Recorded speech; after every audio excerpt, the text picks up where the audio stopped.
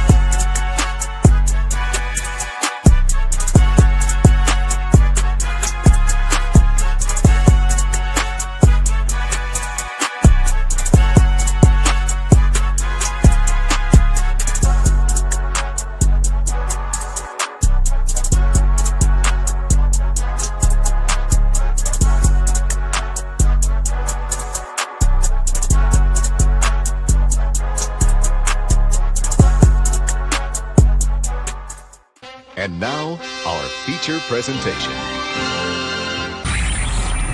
You are watching a master at work. Go get some.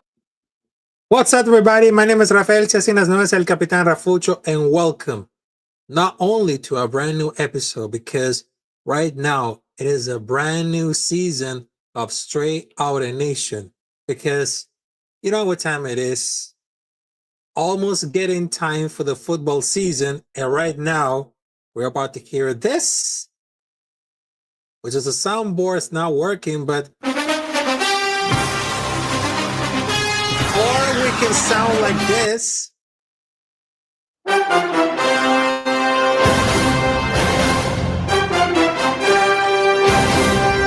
Maybe this.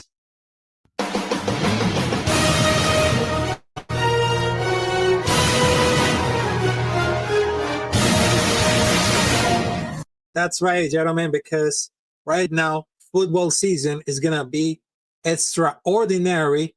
It's about to begin with the first game, Philadelphia Eagles versus Dallas Cowboys on Thursday. And of course, lots of actions on Sunday afternoon and even and Monday Night Football on ESPN. So thank you very much. And of course, make sure to subscribe to Capitán Rafucho on YouTube. Also, you can follow me on different social media. Twitter as known as at Capitán Rafucho. On Instagram at Capitán Rafucho93. Kick at Capitán Rafucho. And if you want to help to make a donation, you can donate the stream or this platform to help.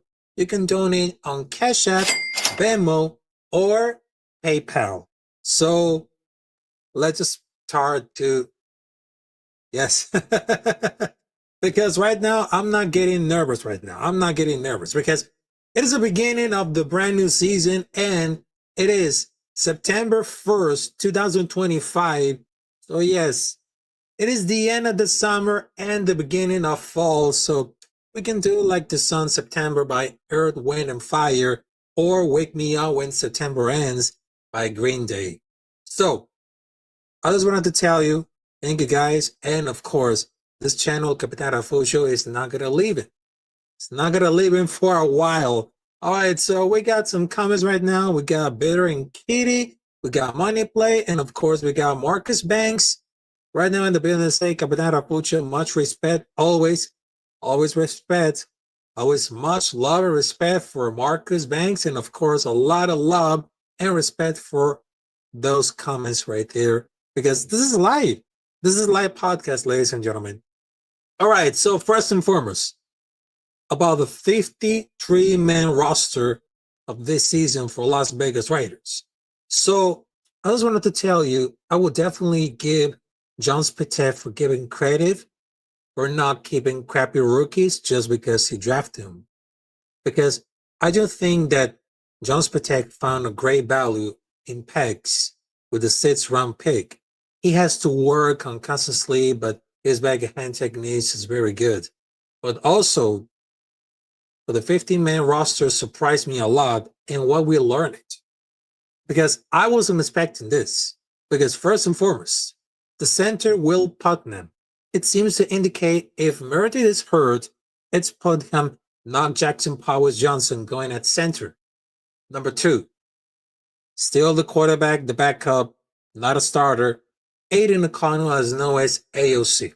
Because I was pretty sure he will be on injury report designed to return. Because a lot of fans seems that it's a little bit of head scratcher, but maybe he can be like injury report with destination whenever. Also number 3, the defensive tackle, Lakey Foti. Not a big surprise, as he can play the nose and we lack size in his unit outside of rookie Pegs, which is very, very intriguing. Also salute to Jembug 9088 and of course my brother J Raider 505. All right? And I thought those players could have a good chance to make it. For example, there's Terrell Edmonds. I thought the coaches like him and he has a lot of experience. Also the quarterback Cam Miller. I thought there would be room if Aiden O'Connor were injury report, but later wasn't. We may not done shopping by veteran backup, which we did with Kenny Pickett. Now, the running back Sincere McCormick got squeezed in a numbers game. He wasn't good ball. He wasn't. And we only carry 4. And Dylan Love's value was the difference. And I think Love was more upside than Sincere McCormick. So, Sincere McCormick, I'm sorry to tell you, but you're out of here. You're out of here, my friend. But also, the offensive guard, which is Lucky Tassi, an international player, has apparently never claimed from waivers. But it would definitely unsurprise if he's claimed because he has a giant potential for a great man, which is great at all the positions. And last but not least, the wide receiver Tommy Mellott. Because I thought the draft status and conversion will give some rope, but at the end of the day, it didn't work. It didn't work. But of course, there's like few things that we learn about for like the initial 53. John Spittek approach to rookie draft picks appears to be merit-based. Some general managers are reluctant to waive rookie picks. I will actually consider it as a good sign that Spittek is willing to do so, and he's willing to make hard calls on some costs. And also put him making the roster was predicted by no one. It says a lot of the coaches think about Jackson Powers Johnson and how they wanted to use him. And he has much better to feel both talent and value than prior general managers, especially on the trenches. Both late 3-round rookies, especially Grant, show a lot of promise. Hemingway impacts lightweight flash with their draft profile strange rare. And Spite also prioritized addressing what's been a weakness for the Raiders over a decade, because interior pass rush, pressure, and production, which is very important at all. Yep, very important. And the other thing, I can't even think what's carry on for like 6 defensive tackles aside for like 2023 squad. Because the difference between 2023 and this year, it's both rookies flash meaningfully. Tonka Hemingway with pass rush, pass holding it off and defeating blocks in the run game. Spatek is much better at drafting talent compared to Dave Ziegler, who went 0 for 4, and the Byron Pig was a bad reach. Because it'll be interesting to see like all those defensive tackles are active on game day.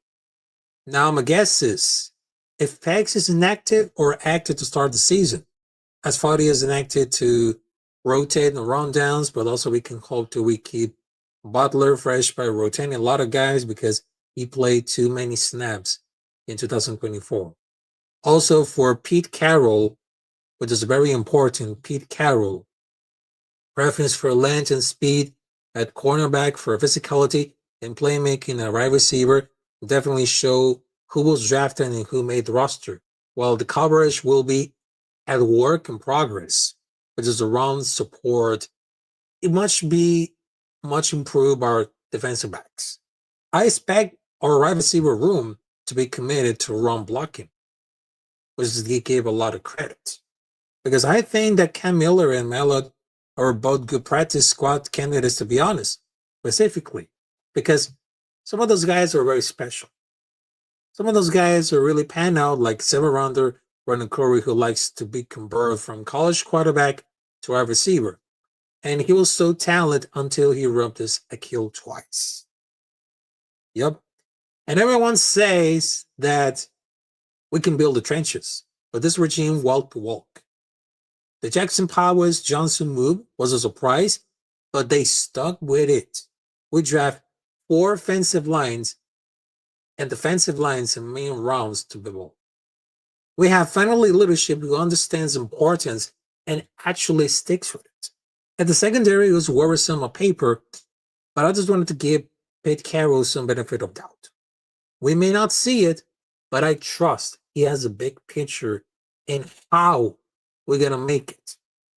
How are they going to fit into the defense? Because probably it's been like in recent years to cross-train in both defense and offense to be like backup or starter. But I wouldn't be surprised to see like a few more roster moves, probably in different rooms, like the wide receiver, run back. Yeah, that definitely, it has to be. It has to be. Salute to Combatants MMA, also to Eric Cole, salute to you. Well, I just saw Clash in Paris on WWE, which is like not even impressed a lot. Yep, not even impressed a lot because some fights are really great, but some fights are kind of like very lacking. I mean, I don't know why. It doesn't feel like the same. So, yes. Also, we got another comment side route. We got Chewy, NFL News and Podcast. Salute to you, Chewy. Salute to you. Welcome to the Straight Outta Nation right now. Also, we got Biz Sports Talk, also as known as the City Life Project. Salute to you. Salute to you, my friend. But speaking about like the 15-man roster, because I don't think that Aiden O'Connor has much trade belt. Maybe it's 7 at best. And Kenny Pickett got a 5th, and he has more experience than Aiden O'Connor, the better mobility, which it works. But it seems that we give a lot of credit to John Spitek because we actually know how things are going to turn out. Because The squad defensively is very weak unless Carroll and Graham can really those guys to be consistent and do their job. Because I feel like it's going to be like a rough season, but we're heading in the right direction as long as we can make the right decisions for the team. Hopefully, it gotta work out. It gotta work out if they want to keep 100% healthy, which is a matter of fact. All right, so speaking about Kenny Pickett, which last season was a Super Bowl champion as a backup quarterback. Yep. And he will wear the number 15 in silver and black. But here's the thing, because here's the news to get from insiders. So the news was the Cleveland Browns are sending Kenny Pickett to the Raiders for a 2026 fifth round pick, and the sources they tell it. So the first one, it was Tom Pelissero, and then they just start writing all about for the news. Yep. And I just wanted to tell you, we want Geno Smith 100% healthy. And of course, all those saying, if Geno goes down, we're screwed anyway. But as a matter of fact, if he's out for the season, what if Geno is out for a quarter and a half or just like a game or two? What do we put here? I mean, Hooker, DTR, Miller. I mean, at least he has a chance to keep it alive. But this is like such an upgrade at the backup quarterback position. And people saying like, what in the actual fuck, look at the options? I mean, people just realize that Aiden O'Connor, it really sucks at all. Because he doesn't have the perfect mobility. He always been prone to injuries. I mean, not that to surprise me a lot. Not that to surprise. But he's not too bad for a backup. But Carroll wasn't coming for a retirement for backup money, which is a fact. Because Kenny Pickett has great arm technique, but he needs to improve it. He needs to improve it a lot. Because they had to be really decent, but they had to run the game. Run the game. And I mean, after the Cleveland Browns just select Shedeur Sanders, everybody think that Las Vegas Raiders, they have a chance to draft Shedeur Sanders months ago, but it actually, they wanted to be like really comfortable to pick a backup quarterback that actually fit the system. And it did. And they did. They did a lot. And they don't miss. They don't miss at all. And all of this news about like the trade of Micah Parsons going off for Dallas Cowboys to Green Bay Packers. I mean, when I just saw the live stream of Tom Grosey, I was just like, oh my God. Because the news was this. The Cowboys are trading All-Pro Micah Parsons to the Packers, and they agreed for a year with a deal of $188 million. That was like, that's a lot of money. That's a lot of money. And I was just like, holy shit. I mean, imagine not just signing your star players. It was just like, Jerry Jones, you did it again. You did it again. Salute to Slim Fit. Salute to you, my brother. My brother from another mother. But it's okay that we didn't get Micah Parsons because it's too much expensive. And right now, the Raiders are not to give a lot of money just for only one athlete. Because Raiders need to focus on better tackling system and, of course, to get more cornerbacks, linebackers, probably safeties, secondary to fade in on the system by Pete Carroll, Chip Kelly. I mean, what else is going to happen today? What else? But I just really hope that all the things is gonna happen from now. Yep, it's gonna happen for now. Yep. And after that, I was talking about my thoughts about the 53-man roster and a little bit what happened on the NFL. Let's just move on for another topic, which is very interesting to watch it, huh? It is the college football. Because last Saturday and last night, it was just like, man, what amazing week we got over here. Because first and foremost, I just saw between Ohio State versus Texas, which is the Buckeyes versus the Longhorns. And everybody think that Texas Longhorns could beat against Ohio State Buckeyes. But great news, Ohio State still the reigning champions, while the Texas Longhorns still sucks along with Arch Manning. And some of those fans are really defending about the performance of Arch Manning, and they just wanted to trade so fast for different teams in the NFL. But I'm quoting Buck Strickland. What's stupid is me buying that you Trans Am if you ain't gotta drive us to state. Yep.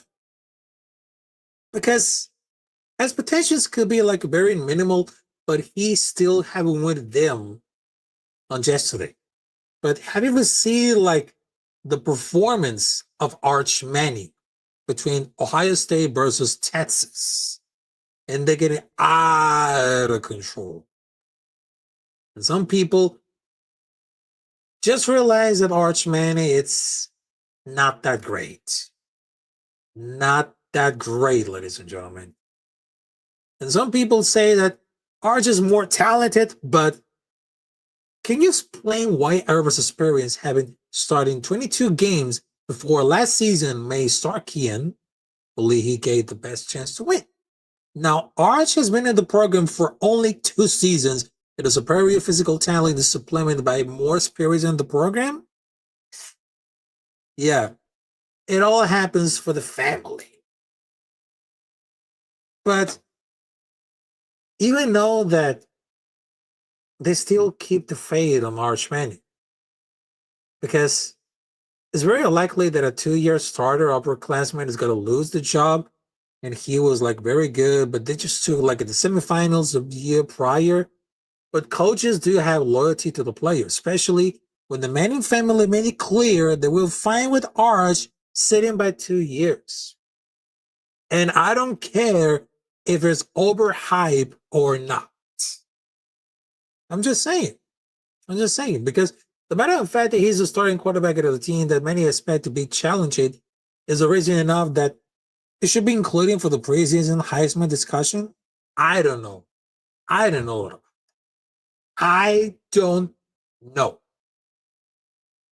But I just saw like the whole game and the defense was like, dang, was a really jump scare. Because Ohio State won 14 with Texas 7. But they might take it like the number 3 ranking personally. And have you ever seen like the defense of Texas Longhorns? I mean, they didn't have enough power to be Ohio State. I mean, they're brawling with each other. Even there was one dude who bet almost $1 million to Texas Longhorns, and he lost the money. And here's a fun fact. This is only the 4th time this century that Texas has lost their season opener, because the other 3 seasons opening Longhorn losses were to Maryland in both 2018 and 2017, and to Notre Dame Fighting Irish in 2015. Yep. And while the people are clowning of Arch, I mean, it took like halfway through the 4th quarter to get past 15 passing yards. 50! And he had exactly 2 good passes the entire game, just only 2, and it was completely shit. Lost and frozen for just like every other down. And the Texas Longhorns fans were really worried. But He should have spent less time shooting commercials and more practice 5-year passes his offseason because he was really busy doing commercials than practicing. I mean, if I was Peyton or Eli, I would say to Arch to say, get your ass in here, kid. Stop shooting commercials and get your ass back to work. So that's going to do it. Oh, man. But he was like at a catchphrase of Arch Manning, from Heisman Trophy contender to car salesman. You know, it reminds me of a video blog that I just made back in 2023 when one fan, they just called Bonets from Heisman Trophy contender to car salesman. Welcome to Enterprise. And I was like, oh my God, that was like really, really crazy. And I love it. I love it. But also there's another games that I love to watch between for like the season, which is not only Ohio State versus Texas Longhorns, but also there is LSU versus Clemson Tigers. And that was just like, man, I enjoyed that game between LSU versus Clemson. And everybody thought that LSU defense was dead. No, it's not. Because, to be honest, right now, it's just like a renaissance of the LSU defense back in the decade of 2000. But that's very good for the team. Because it's just really amazing that Garrett Nussmeier is the first quarterback with 18 since Mock. It's not the cleanest, but they got to ride the waves of momentum. He's scrappy, has passion, probably a more natural gift, but it's very similar a lot of ways. If the defense holds up like everyone for the next games, all bets are off by Nussmeier. And they need to win games. He seems to not take the risk that they took last year, and they actually have a wrong game. And they want to trust talent around him, and they don't want to force it. He will be just fine if it's good to do it. Aside for Jaden Daniels and Joe Burrow. And that's what I would expect for like a quarterback from LSU. The magic comes with the rest of the team does their part. Yep. If they gotta do for all the parts, they're gonna make it. They're gonna make it a lot. They're gonna make it a lot. So I just wanted to tell you, thank you guys for those comments. Thank you guys for the views. Right now, we just got, 4 viewers on YouTube and 2 viewers on X. We got Headstepper Douglas Amemo, say Capitan Rafucho. Yeah, it sounds like very Italian, but yeah, I like it a lot. I like it a lot, so I'm not gonna really bullying at me, so yeah, it's been like a long time. And speaking about like the college football, because I had one friend, shout out to Ryan, because he was wearing a Nate Frazier Jr. high school, which is the college football jersey of Georgia Bulldogs, because his favorite team is the Georgia Bulldogs. And he always wants to watch like the Georgia Bulldogs when it comes to college football all around for the season from September to December. If it goes to like the playoffs. And I remember when I was at the bar and I was like disgusting. Well, I was disgusting with my friend Ryan with the Georgia Bulldogs t-shirt. And there was one dude, very drunk, with the jersey of Clemson Tigers with the number 4, which is Deshaun Watson. But I was like, uh-oh, it seems like in a lot of trouble. And he was trash talk all around for this time to say, hey, what the fuck are you wearing with it? And it's like, this is not the college football. And I was wearing this right now, which is the silver and black. And I was telling to that person who was wearing the Clemson Tiger jersey, the number 4, and I was telling, I can wear this black t-shirt because it represents the DNA. It represents the Raider Nation. So this is Raider Nation, motherfucker. So doesn't matter win, lose, or tie, Raider Nation till I die. And I was talking trash against that guy, which is literally drunk because he was drinking like, I don't know, 4 beers plus 1 Jägermeister, vodka, whiskey, and of course, I think 2 couple drinks of Jack Daniels. Yeah, Jack Daniels, if I don't miss. If I don't miss it a lot. But anyways, between for like awesome story that I just get involved. Also, we got like another game which is very interesting. And shout out to my brother Hunty Seed Soldier with the Miami Hurricanes t-shirt. Yes, sir. Because I love that. And they play, yeah, because they're playing Miami Hurricanes versus Notre Dame Fighting Irish. Also, shout out to Jack Hanna. I know that Jack Hanna is gonna watch it, but I don't know. Because Miami just won against Notre Dame. So it's gonna be like a perfect time to troll Jack Hanna. I mean, this is actually happening. Because that game, I mean, there's no excuse for not getting said like the last play was done for 11 or 12 seconds left, because the fact that the wide receivers are still moving out is very wild. Like, your job is on the play is to run to end zone, and it doesn't matter where you stand it. But if you don't stop moving, it won't matter. Like, they really haven't made a difference if they got the last snap, which is certainly not, but come on now. And the online of Notre Dame got annihilated, and the run game was not very advertised. And for the last 3 plays, it looked like watching that, well, Kansas City Chiefs versus Tampa Bay Buccaneers Super Bowl back in 2021, where Mahomes was running for his life the entire time, and Ben just completely took over. It's Mahomes turned that same intentional ground play into a pass receiver should have caught. Yeah, should be caught for a lot. But they tried so hard to change Carter Davis on the final kick. They didn't did it. And the ending was really hype as fuck right now.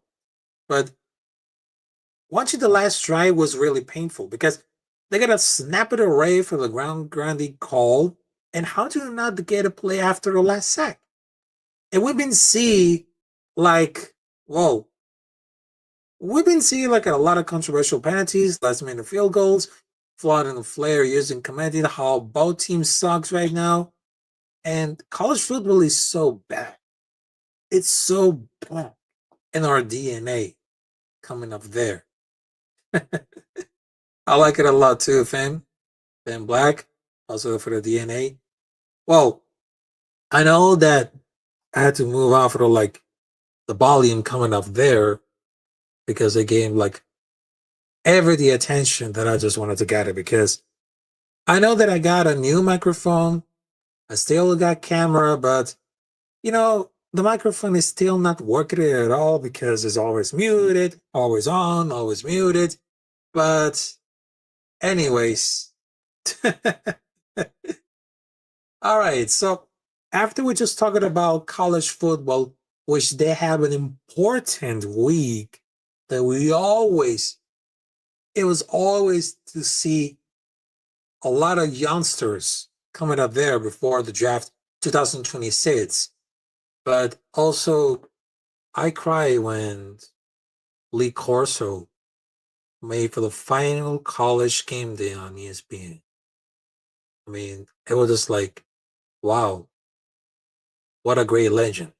And not only do people see the last time we saw Lee Corso on college football game day on ESPN, but also we've been seeing the debut of the controversial Dave Portnoy from Barstool Sports on a Fox Sports Big Noon Kickoff, which is really interesting, folks. Really interesting. And I really like it.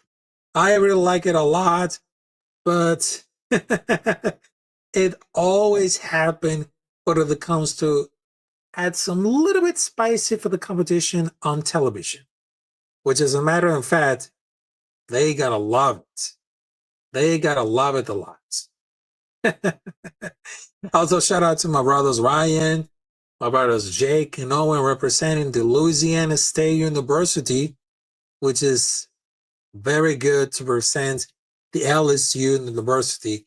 Also, shout out to Logan, Miss, Big Lou, also Coach Ed, Mitch, a lot of great content creators, because right now, next week is going to be so good, because this week, beginning from Monday, is going to be football all season until Super Bowl. Because check this out. I know that Monday is Labor Day, which is September 1st, 2025. And then for the first week of football, it is going to happen. It is going to happen. It's going to be like almost 5 months of pure intense, including the Super Bowl, which is on February. Yep. But when it comes to September, the first week, it's going to be so much great, but you had to feel the pain if your team lose. And also when it comes to October, which is October baseball, when it comes to the playoffs, the wild card, and of course the World Series. November, which is the NBA, NFL, December, the college football playoffs, the NFL final weeks. Also they got the Winter League of Baseball in Venezuela, Dominican Republic, Puerto Rico, Cuba, Panama, Colombia, all those Central and South American countries. Also in January, they have the NFL playoffs, the college football championship, the special balls of college football, and in February, they have the Super Bowl. Yep. February is a Super Bowl, so they might have to get ready because it's going to be like a bumpy ride. And last but not least, because I know it's going to be like a short stream, they're about like 37 to 40 minutes. And people ask me if I can do like some play-by-plays, because even the people just wanted to tell me to say, we need Raffle back on play-by-play in Spanish. And I was there, Captain Jack. Yeah, I was there in Captain Jack. His live stream on Sunday, which is the last day of August, my favorite mount. And I was talking to the whole audience that I will be back providing play-by-play of the NFL games on Spanish, including NBA games, because it's going to be like 1 or 2 games per week. Yep. 1 or 2 games per week, because I know that I had to figure it out, the work schedule, my family schedule, and of course, because I got my little brother in high school, which is like, well, this is going to be like really important. And right now I'm still doing UFC and of course WWE streams, which is a watch party and reactions, including some TNA, Ring of Honor, ANEW, and probably Burn Knocking, Cage Warriors, because I just wanted to get involved a lot of more live streams or more independent MMA promotions, wrestling promotions. I mean, I just wanted to give all of them, well, almost all of them. So you gotta stay tuned for my channel, which is renovated. They still got the same format. And speaking about keeping the same format, Straight Outta Nation and the Combat Club alone, or my co-host science saying it, you gotta keep the same format. Previews and reviews, including breaking news, stats, story, and more. Because we're gonna keep the same format of those podcasts. But if it comes to the football season, and of course we're still doing it at the UFC, MMA, and of course WWE schedule. This is gonna be really important. All right, so ladies and gentlemen, I'm out of here because I know it's gonna be really late, and I know that I'm living in the East Coast of the United States. So there was one more thing that I just wanted to tell you. No matter what happens, win, lose, or tie, Raider Nation till I die. And right now, we keep it 100. We keep it gangster because this is Raider Nation, motherfuckers. It ain't Pittsburgh. It ain't Kansas City Chiefs. It ain't Chargers. It ain't Denver. There is only one nation.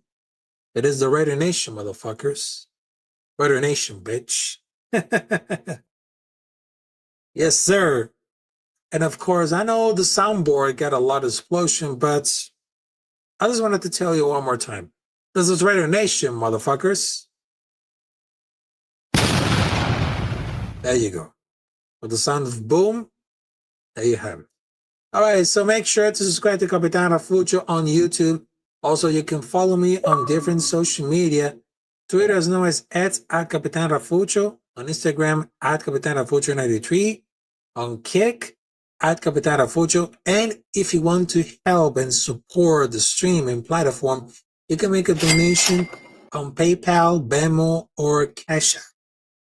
So thank you very much, and I will see you there probably on Thursday or maybe on Monday, because I got an invitation for the Raiders Content Creator Fantasy Football League. And I know that, well, before that, I just created a fantasy football league, and they just invited me for another fantasy football league along with Jeff, Angelo, Nate, Chewy. I mean, there was a lot of them, including Juris. Yep. And I just drafted the first one, which is Jalen Hurts.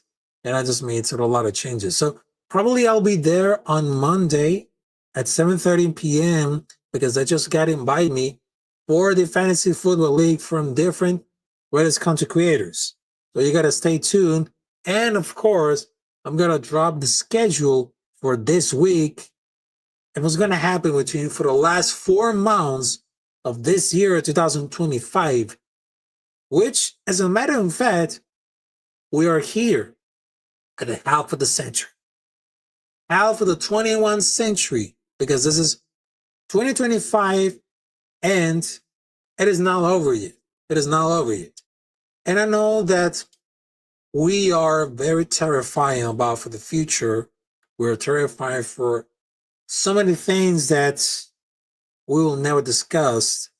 But I just wanted to tell you, keep your head up. And of course, don't let the haters consume you. And of course, you have God. God is up there. God is up there. So God bless you all. Thank you, Jesus. And of course, we will see you there in another episode of Straight Outta Nation with a brand new season, brand new episodes coming up there. So thank you very much. And of course, I will see you there for another episode. My name is Rafael Chacinas, known as El Capitan Rafucho. And I just wanted to tell you, this is Straight Outta Nation, motherfuckers. See you on next episode. Peace out.